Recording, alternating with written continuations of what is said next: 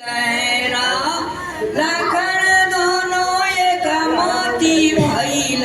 अरे सुना भाई आया राजा हमारा लाला नामा। अरे सुना भाई आया राजा हमारा लाला नामा। अरे सुना भाई आया राजा हमारा रे लाला नामा।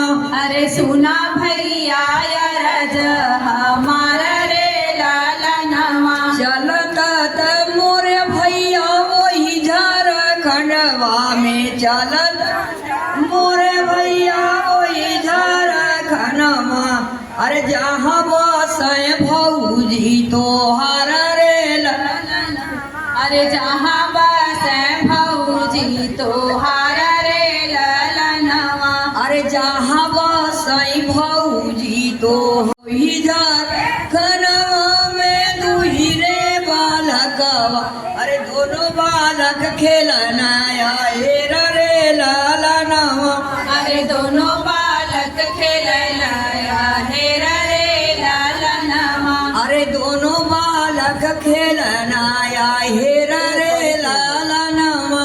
अरे दोनों बालक खेलना हेरा रे लाला नामा। कर हया तू नदिया से पोतावा के हया तू नदिया से पोता। अरे कवने हारैया के भतीजा रे लाला नामा। कवने यारे नदिया से पोता। अरे लाछी मार हारैया के भतीजा रे लाला नामा। अरे लक्ष्मण हरैया के भतीजा रे लाला नामा। अरे लक्ष्मण हारैया के भतीजा रे लाला नामा।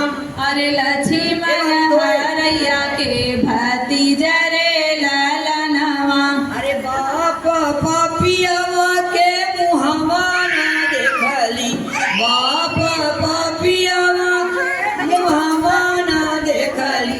अरे माता सीतली रानी हमारा रे लाला नामा। अरे माता शीतल रानी हमारा रे लाला नामा। अरे माता सीतली रानी हमारा रे लाला नामा। अरे कान्हा रे लाला नामा। अरे खोजी रही अरे जैसे गोपिया में कान्हा रे लाला नामा। अरे जैसे गोपिया में कान्हा रे लाला नामा। खोजी आई बेटी पश्चिम खोजी आई खोजी आई बेटी पूरा गाना लेना खड़े होके ऐसे ही सबका घुमा घुमा के। खोजी आई